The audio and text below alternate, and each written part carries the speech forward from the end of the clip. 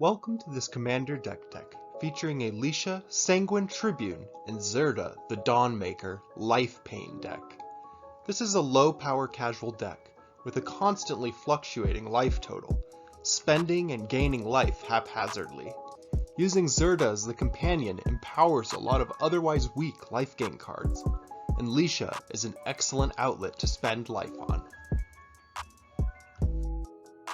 Licia, Sanguine Tribune, costs a whopping 8 mana for a mediocre 4/4 vampire with First Strike and lifelink. Fortunately, she has a built-in cost reduction effect. She costs 1 less to cast for each life you have gained this turn. Note that this can reduce commander tax as well. She can also grow much larger than a mere 4/4, paying 5 life to put 3+1/+1 counters on her once per turn, becoming a 10/10 by the time you attack with her. Licia creates a fun minigame of spending life, only to gain it back whenever she connects thanks to her huge power and lifelink. Zirda is the deck's companion. Zirda is a 3-drop 3/3 that reduces the cost of activated abilities by 2, not reducing them below 1, and she can also pay 1 mana to prevent a creature from blocking. In order to be Licia's companion, Zirda requires every permanent card in the deck to have an activated ability, which is not as strict of a deck building requirement as it sounds. Mana rocks, lands, instants, and sorceries aren't restricted whatsoever, and many of the best life gain and paying effects already have activated abilities. Zirda doesn't directly help Licia except for removing a blocker each turn, but she does improve a lot of other cards in the deck, and makes it very worth your while to build around her companion requirement. The core of the deck is gaining life to make Licia cheaper and to fuel my other Lifepain cards. Essentially, anything that gains more life than it costs functions as a mana ritual for cheating out my commander faster.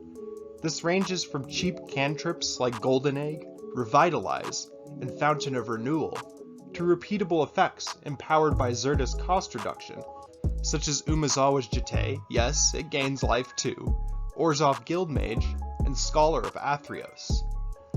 Tainted Sigil is the swingiest life gain card in the deck, immediately mending any life lost from my life payments, and working exceptionally well with Earthquake cards or after a huge Licia swing.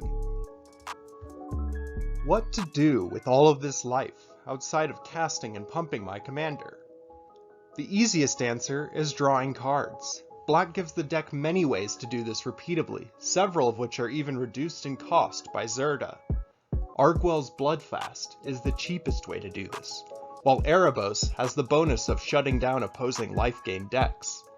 Nihilistic Glee is a bizarre, weak card I've never seen before building this deck, draining life and forcing opponents to discard too, but I think it works well enough with Zirda on the battlefield.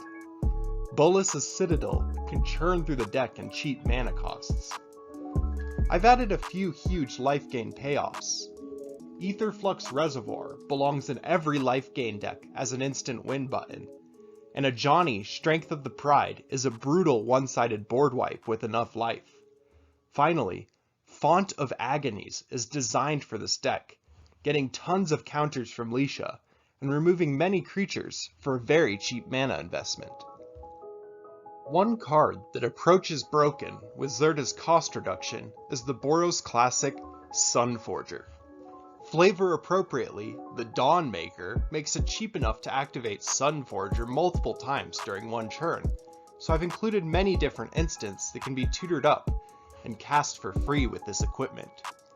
Cheap removal like Anguished Unmaking and Bedevil, defensive spells like Deflecting Swat and Teferi's Protection, and unique, versatile charms like Kaya's Guile and Hide and Seek can all be grabbed at instant speed, making Sunforger one of the strongest single cards in the deck. Another card that is too good not to use with Zirda is Basalt Monolith. A usable mana rock by itself, it's a simple infinite combo with the Dawnmaker, untapping itself over and over. Infinite mana is always useful, but I've added a few giant X-cost spells to end the game immediately.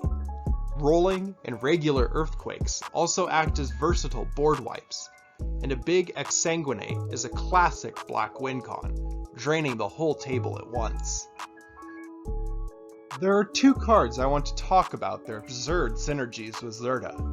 Zoncha, Sleeper Agent, is outrageously efficient alongside the Fox, drawing a card and dealing 2 damage for only 1 mana at a time.